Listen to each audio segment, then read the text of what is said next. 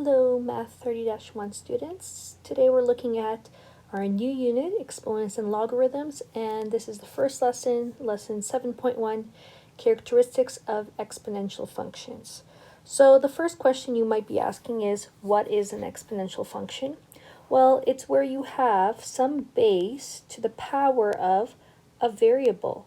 So in our case now our x is an exponent. So that's the first time that you should have encountered that, and that's what we're going to be working on throughout this whole, for half of this unit at least. So we're looking at when the variable is in that power spot, that becomes an exponential function.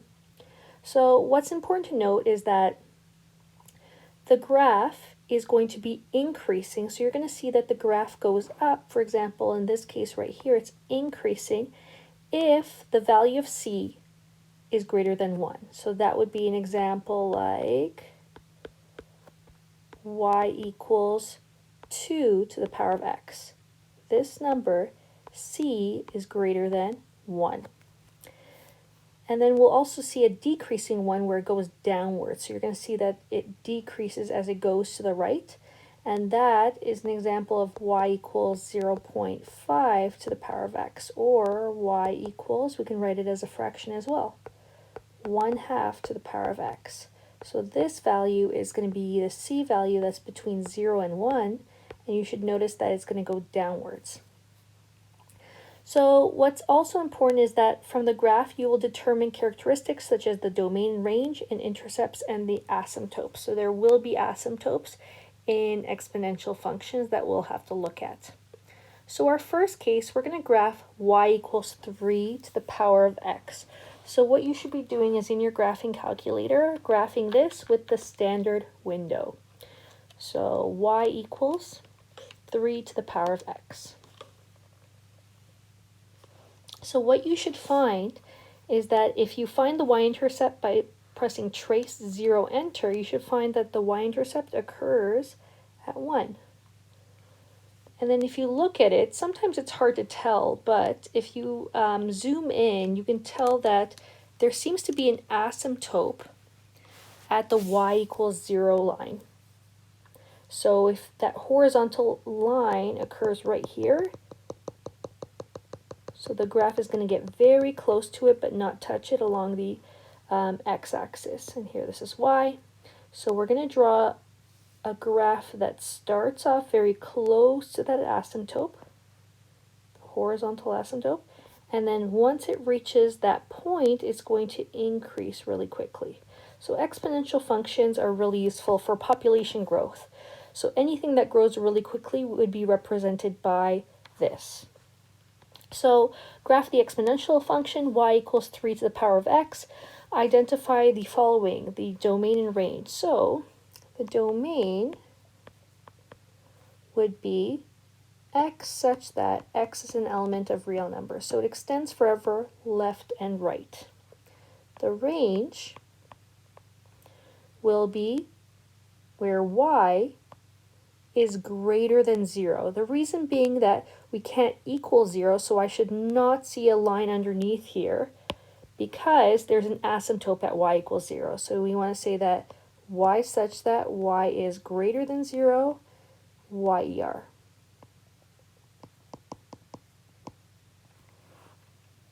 And then we have a y-intercept at the point 0 and 1. So what's important to note is that when we have an equation, it's always in the form a b to the power of x. The a value, meaning the value in front of 3, even if we don't see it, is a 1 in this case. And it will match your y-intercept when it's in this form. X-intercept. So there should be no x-intercepts. The reason being is that there's an asymptote on the x-axis, so we can't touch it. And then we want to say that this is an increasing exponential function.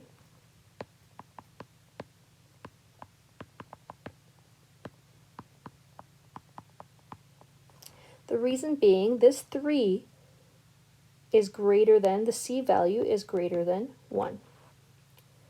It's also asking for the equation of the horizontal asymptote. So the horizontal asymptote occurs when y equals 0.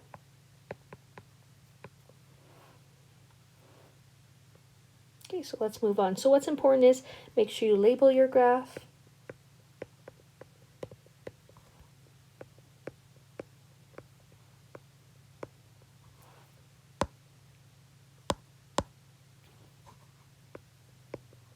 And then make sure you include arrows on both ends because it does continue on. Let's look at example number 2. So we have the function in the form y equals cx can be used to describe the graph shown. So what we're trying to do is figure out what the c value is. So in order to do that, what we can do is look at how the graph is increasing.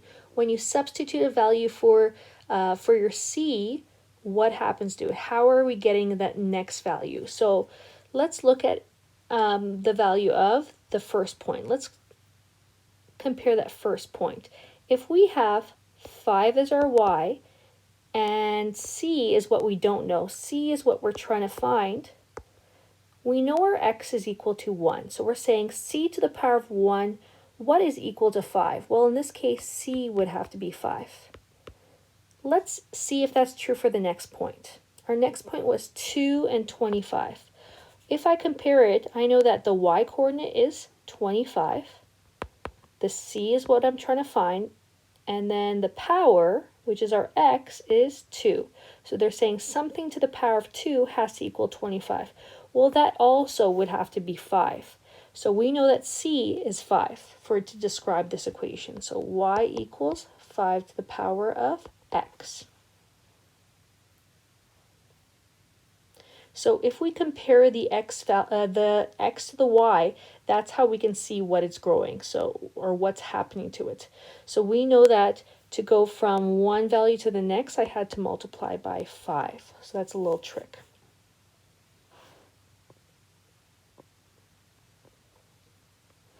Exponential forms of y equals c to the power of x. Remember, when c is greater than 1, that's that increasing exponential function.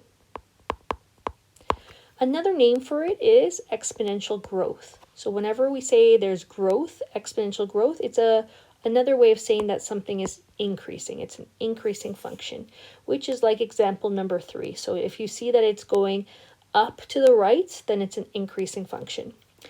If it is decreasing, another name for that is exponential decay. So if it's going, if the c value is between 0 and 1, it's decreasing, so there's exponential decay.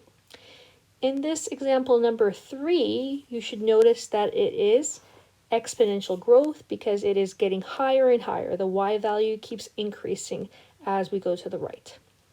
So this is bacteria population. So bacteria can be shown using exponential functions because they grow so quickly.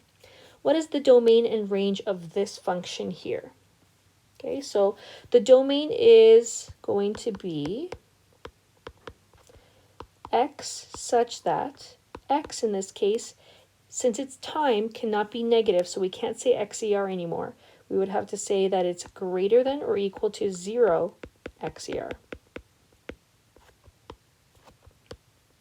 And our range would be y such that y is greater than, if you look at the y coordinate, you can see that it's going from 1 and up. So we want to say greater than 1 yer.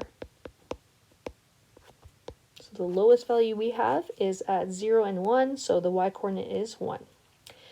Write an exponential growth function that relates the number b of bacteria to the time t in weeks.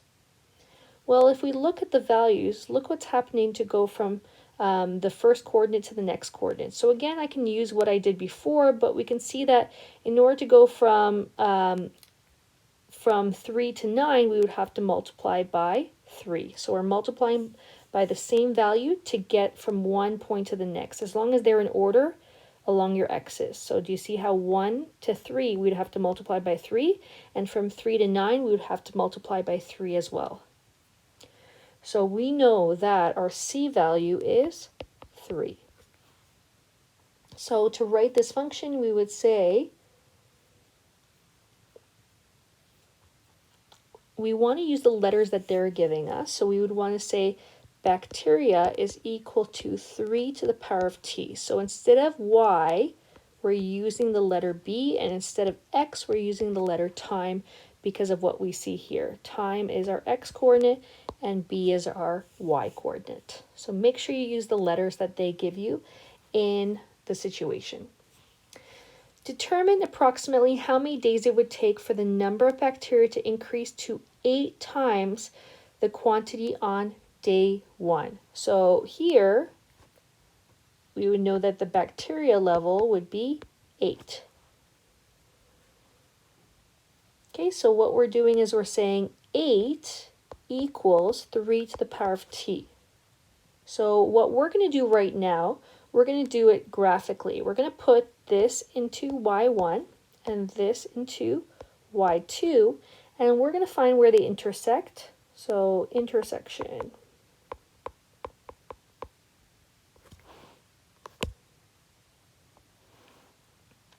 Okay, so you're going to go into y1, put 8 there. You're going to put 3 to the power of x into y2. Graph it. The standard window should be acceptable, so make sure your window is visible.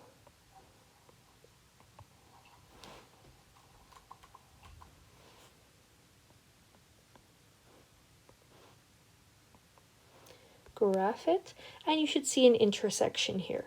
So now we're going to go second trace number 5, and then you're going to go as close as possible to the intersection as you can. You're going to press enter 3 times, and then the intersection should be 1.893. So 1.893.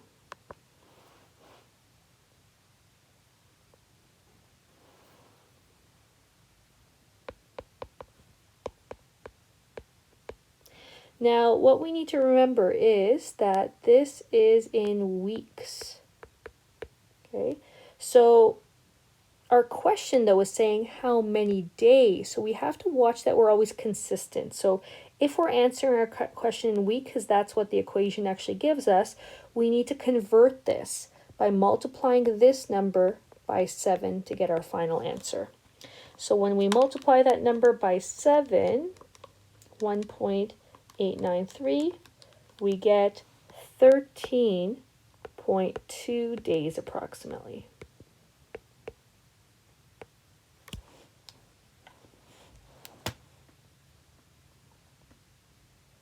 So that takes us to our exponential function formula, which is going to be in the form y equals ab to the power of t over p. So y is going to be the final amount. So what does it end up being? It could be like a size amount, for example, grams, milligrams. What does it end up being after some growth or some kind of decay? Our A value is our initial value. What did it start at? What was the size of it to start? So this is our initial amount. B is our growth or decay factor. So what are we multiplying by to get to the next value, our next coordinate? T represents the total time it will take, or how long it's going to take to get to that final amount.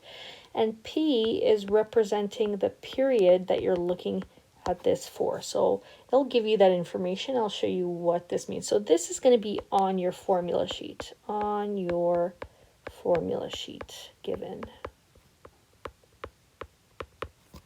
Example number 4, iodine 126. Remember, this is just the name of it. Don't use 126 in the actual equation. Be careful. This is just the naming. So it has a half-life. This is going to be the period. So half-life represents how long is it going to take for it to become half of what it usually is going to be. So that's what it means for period. So it's going to be that doubling time, or in our case, a half-life time if they give us a half-life equation. Write an exponential function that can be used to represent the radioactive decay of 100 grams of iodine. This is your initial. This is your A value. So far we have our P and our A value.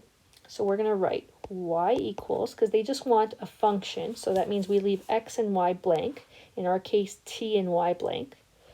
100 is what we originally have. Now we're talking about a half-life.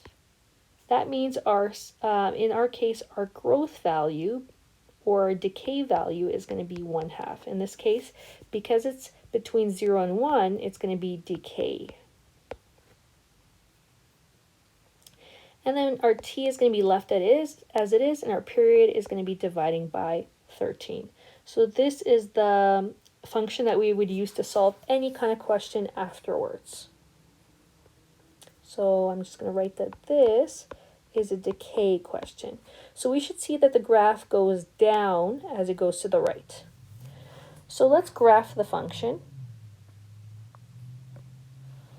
Okay, so in your graphing calculator, I'm going to show you what I'm doing. Clear whatever you have there. It's going to be 100 in brackets 1/2 to the power of, in brackets, depends on how your calculator, so you might have to put brackets. If you have an older version calculator, you're going to have to divide by x over 13, close my bracket. Make sure you clear anything else that's there. Now for your window, you're going to have to look at what the A value is. The A is your initial, so we know that the value is starting at 100 and it's going down from there. So that's going to be useful for creating my window. So I can still keep my x's as they are, but for y's, I'm going to go from -10 to, I know it's going to go up to 100 for sure and go down from there. So maybe let's go slightly higher to 120. And then you can graph this. Okay, so we can go second graph and then plot some points there. We know it's starting at 0 and 100. Our next point we could use would be 13 and 50. So we might have to change our scale to show these values. So I'm going to go up possibly, let's see, by 2, 4, 6, 8, 10, 12, 14, 16, 18, and 20. So this is going to be my t value because I want the letters to match, and this is my y coordinate. Okay, so in this case, graph the function. So I also want to show that it starts off at 100, so we can go up all the way by 10, 10, 20, 30, 40,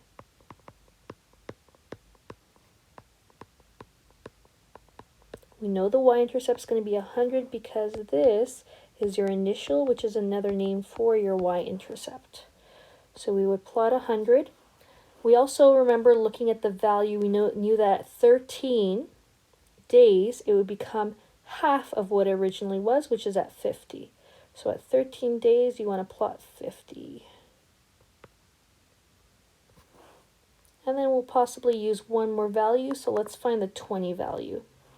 So at 20, if you're looking down, we can see that it's approximately at 34.4. So 34.4 would be approximately here. And then we just want to connect them in this kind of,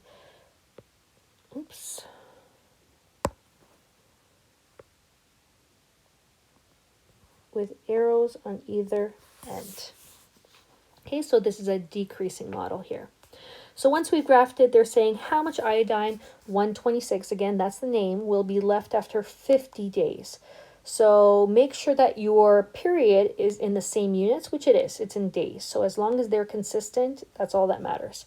So in this case, they're giving us T equals 50. We're going to replace that in the equation, and we can put that into our calculator and solve for Y. So put 50 in this spot.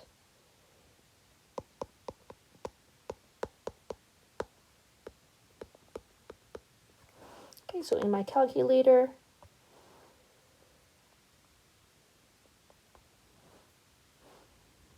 going to put 100 in brackets 1/2 to the power of brackets 50 divided by 13.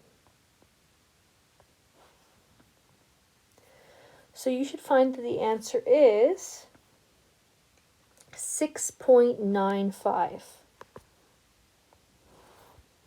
Round to the nearest hundredth, so we'll say that 6.95, and then don't forget to add the units, which is in grams.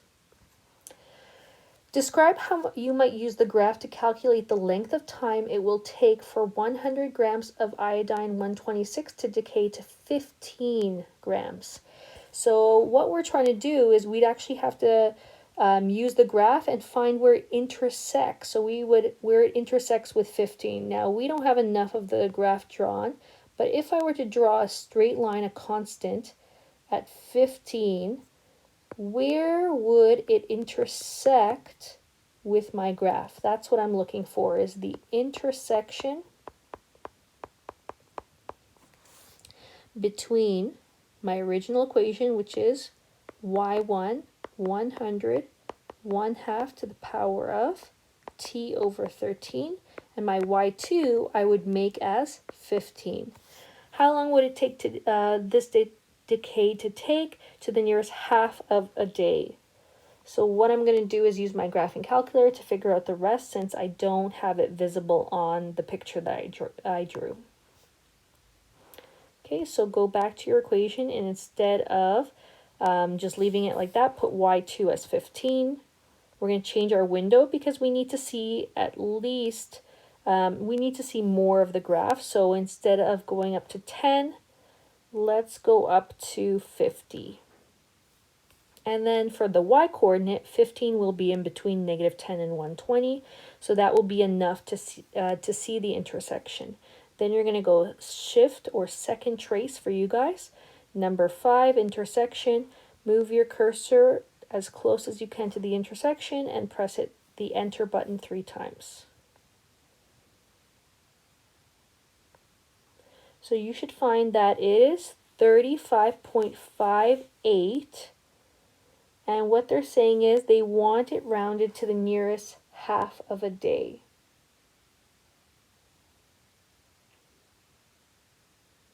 So the nearest half of a day would be, it would take 35.5 days.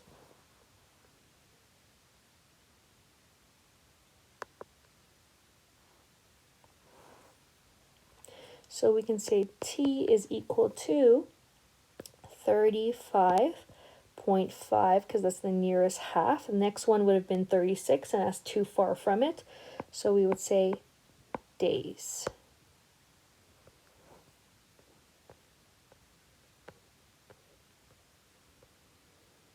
Example number 5, in 2002, the population of a city was 160,000 and was increasing at an annual rate of 4.5.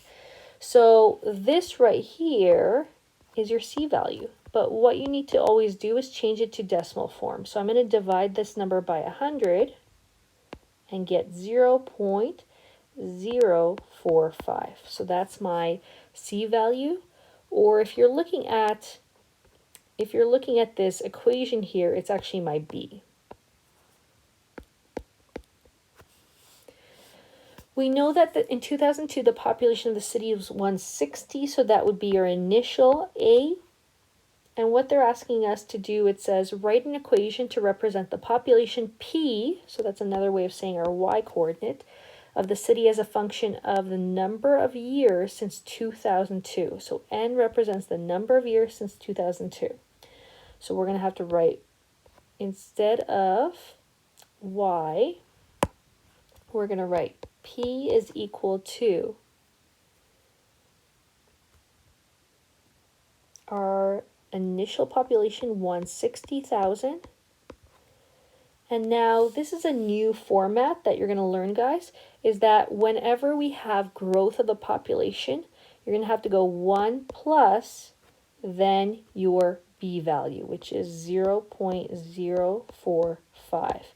So this is kind of like taxes. You know, when we want to figure out the final price, when we buy something, we always have to multiply by 1.05 for Alberta, right? So 1 plus the 0.05 percent that you're putting on for taxes. So that's the same kind of idea here. And then we're going to use the letter N instead of our T as in the previous example or our X. So we just want to use the letters that they're giving us. So write an equation that represents this. That would be it, but we need to simplify it. So I'm going to rewrite it as P equals 160,000, 1.045, because I'm adding the 1 and the 0.045 together to the power of n. This is the equation I would use to solve anything. So now we're looking at the population in the year 2005. Well, n is, we're going to have to figure out how many years have passed since 2002. So we know that in this case, if you take 2005 and subtract 2002, that's going to equal 3 years. So that means that n is equal to 3. So that's what we're putting into our equation. Y equals 160,000, 1.045 to the power of 3. And then we'll put that into our calculator. So that's what you should be doing right now too. Check if you get the same answer as I do. So I get that the population would be 182,586. Now, even though it's 0.5, I'm not going to create a new person, so I actually have to keep the rounding down. So I'm going to round down when it comes to people.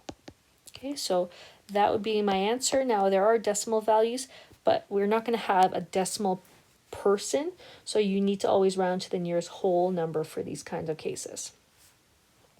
C, if the population continues to grow at this rate, determine the number of years to the nearest year for the population to double the amount in 2002. Well, first we need to figure out what double that is. Well, if I take 160,000 and times it by 2, that's doubling it. We now know that the population, P, should be 320,000. Okay, so I'm putting that into your P spot, so it's 320,000 equals our initial 160,000 times 1.045 to the power of n. Okay, so this is where I go y1, y2. Now, you need to make sure that your window could see this. Now, for this, I would set my window to look something like this. Your y values need to be able to see this 320,000. So I would go from maybe 0 to 400,000. As long as you're slightly higher than that, that's all that matters. You can go up by 1, so that would help you see that 320,000. And your x values, I would go from maybe 0 to 20 for your window, up by 1. And so what you should find is that if you put this into your graphing calculator and go find the intersection by going second trace number 5, you should see that it's x equals 15.57, and they want it to the nearest year. So we're going to round up, and that's approximately equal to 16 years.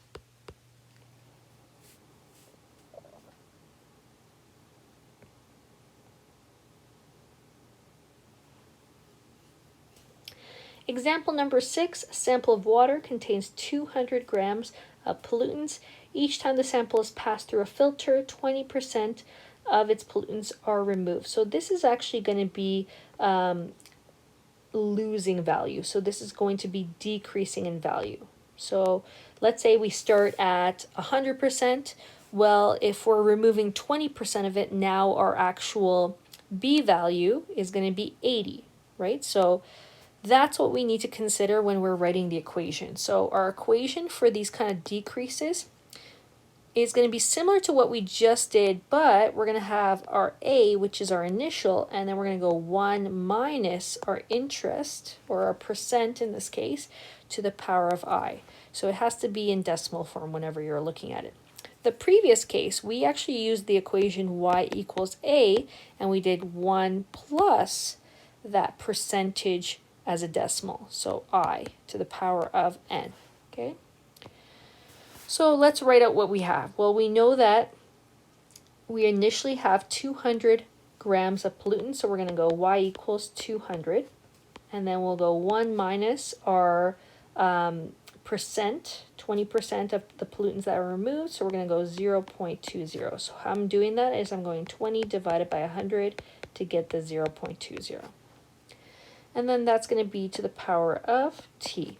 Again, they want us to write the equation with the right letter, so we're going to use p instead. 200. 1 minus 0.20 is 0.8 to the power of t. So make sure you use the letters that they give you in the question.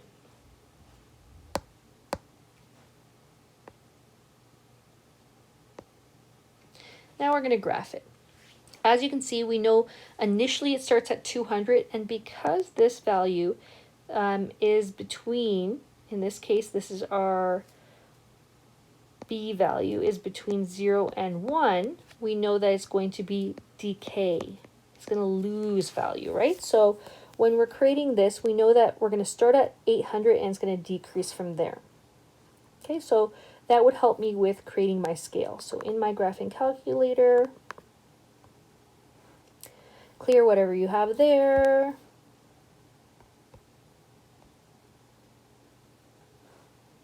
(200)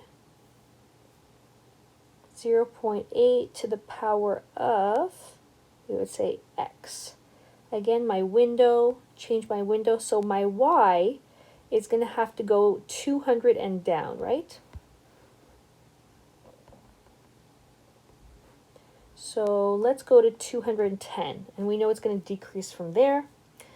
And we can go to our standard window for our x's for now, and then see what happens. So let's graph that. Okay, so this is good. So as you can see, we have, if we go second graph, we can have a table of values. So 0, 200, and then plot a few other values from there. So let's see. So as you look through the table, you can find out what would be good points to plot. So let's start with 0 and 200 and 1 and 60. So I'm actually going to go up by 20, 20, 40, 60, 80, 100.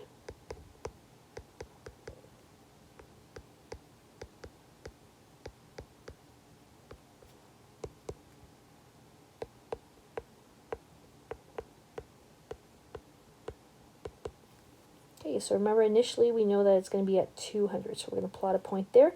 And at 1, we're going to be at 160. And then we can go back to a value at 10. We know it's going to be at approximately 21.5. So 21.5. And then you just want to connect them, showing that kind of curve, that decreasing curve, arrows on either end. Determine an expression that gives the amount of pollutant still in the water after it passes through 5 filters. How many grams are there after 5 filters rounded to the nearest tenth of a gram? Okay, so in our equation, we're going P equals, we're using the equation from the previous A response, 200, 0.8, and then our T is the sample, the number of times the sample is filtered, so we know that T is equal to 5. Okay, so we put that into our graphing calculator just to calculate it regularly. 200 multiplied by 0.8 to the power of 5, we get 65.536 grams. It says to the nearest tenth, so don't forget that. Tenth means we're going to have approximately 65.5 grams.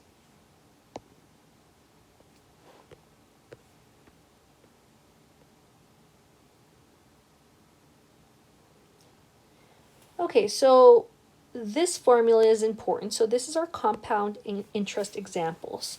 So compound interest, we can have A equals P 1 plus I.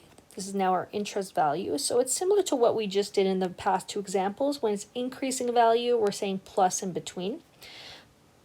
Or we can use this equation, A equals, instead of Y, P, our principal amount, 1 plus our interest rate divided by our compounding period. So we're going to use the letter C to show that. So we're going to divide that by our compounding periods.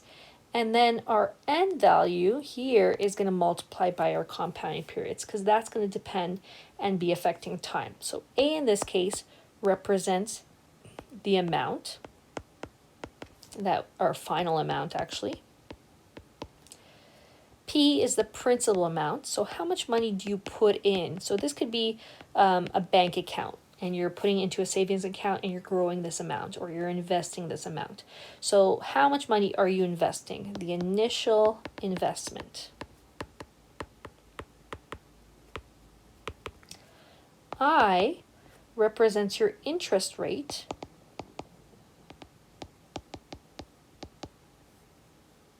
And that would be always in decimal form.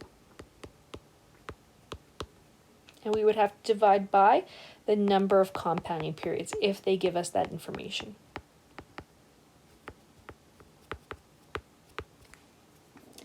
And N represents your years multiplied by your compounding periods.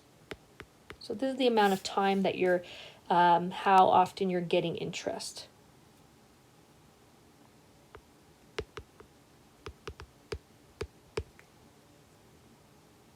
Okay, so what's important here is if they say yearly or annually, our C value is going to equal 1. If they say semi-annually, we're going to make our C value, which is what you're dividing by or multiplying our I and N with 2. That happens twice a year. Weekly would equal 52 times a year. Monthly, 12 times a year. Quarterly, 4 times a year. And daily would be equal to 365. So that's kind of some helpful hints. If you see that compounding period, use that. Annum in this first example just means per year. So that is where we can use the original equation without having to divide by C. So we know that we're investing $7,000 invested in a 6-year GIC compounded quarterly. So we're getting 5% per year interest, but we are compounding here quarterly. So like I said, quarterly means that your C value is 4. So we're going to have to keep that in mind for that part. So we're going to have to use actually the second equation because there is compounding.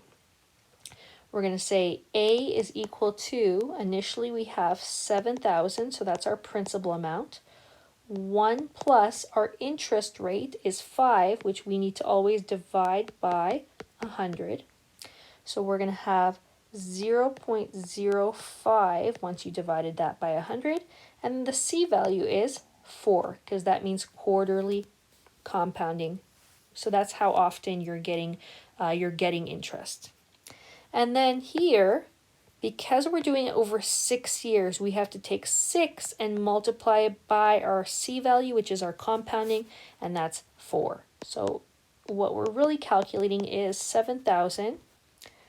And then if I put this into my calculator, 1 plus 0.05 to divided by 4. So just the interest is dividing by 4, not the entire function. So you should have 1.0125.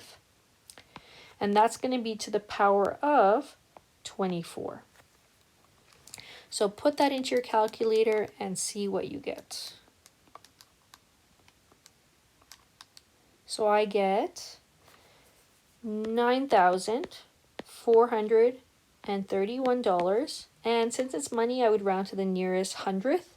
So 46 cents. That is the amount that I'm getting after investing for 6 years. Now, what if Christine invests $2,500 for 4 years, compounded semi-annually? So there's our C value is actually equal to 2. We're receiving this much money interest. What is the annual rate of interest? So we actually have to go backwards. We have to figure out what this amount is.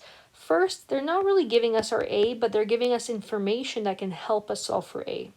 So we're going to have to take our investment and add the interest to find out how much she gets in total at the end.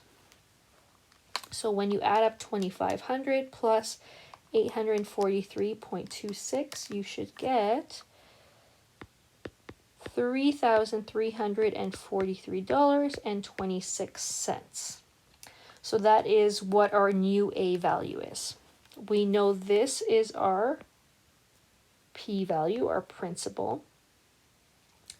We know that this is our N. And we're trying to find that I value. So what we're missing is I. So let's put this all into that equation and then solve for our I. So we're going to have 3,343.26 equals 2,500 for our principal. 1 plus our interest rate, we don't know, so we'll leave it as I, divided by our C value, which is 2. And then we know that this is to the power of, in our case, we know that the power is going to be N times our C, which is 4 times 2, which is 8. Okay, so you can do this algebraically. It's just about moving things over until you get the I by itself. So we're going to actually play around with that first of all. So we're going to simplify this a little bit before we continue. Of course, you could do y1, y2, and find the intersection, so that would be possible. And then the power is 8. So 4 times 2 is all I did was I divided by, or multiplied and got 8. So step 1 would be to divide that principal to both sides. So that would cross off. In your calculator, you'd put that number in. And you should get 1.337. So 3 decimal places is more than enough to find the answer. And then I'm going to go 1 plus I divided by 2 to the power of 8. Now to get rid of a power of 8, you're actually going to have to take the 8th root. So I wanted to show you that. That's why we're actually doing this algebraically. So in your calculator, you're going to have to go 8 first, then math, go to number 5, and then you're going to put in that 1.337. So the 8th root of 1.337 is 1.037. And that's equal to 1 plus I over 2. Next, we're going to subtract 1 on both sides. That gives us 0.037, and that's I over 2. And then we're going to multiply by 2 on both sides. So I, remember this is going to be the decimal form of this, is going to equal 0.074. So if we want to change this to an actual percent, we would have to multiply this number by 100, and we would get that the percent is actually equal to 7.4% interest. So this is your interest percentage. Now your I value is in decimal form, so that's why we converted it to percentage by the end of it. Our last example, Barbara invested $8,000 into an account which pays compound interest of 6% per annum compounded monthly. How long would it take to the nearest month for her investment to double in value? So we're going to have to use the equation. So we're going to put her investment, which is $8,000, 1 plus her interest rate. Remember, we're dividing this by 100 to get 0.06. divided by 12. Our C value is 12 whenever we're talking about months. And then we're solving for n. Now, remember, this is going to be in, this value for n is going to be in months, because the second you do this, it affects your time as well. So that's something to keep in mind. So if the question's asking for solving for months, when you solve for n, that will be in months, which is nice. You don't have to do extra work for it. So we know we're trying to find out when it's going to double in value. So when is 8,000 going to be double that? When you multiply 8,000 by 2, we get that the A value is going to equal 16,000. We can put this into our calculator to simplify. 1 plus 0.06 divided by 12, you should get 1.005. Now in this step, this is where I can go y1, y2, find the intersection.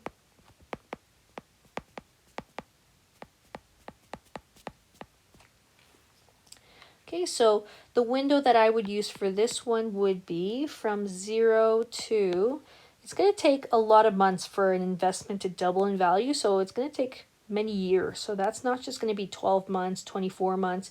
It's going to be, I would say, if I were to guess, like up to 200 months, maybe even more. So you might have to set it quite large and then see if that works, but 200 should work. So our y value, you need to be able to see 16,000, so you can go from 0 to 20,000 if you want, going up by 1. And then what you should find is that x is equal to 138.97 months, which they want it to the nearest month, so we would say approximately 139 months. And that's it for 7.1. Have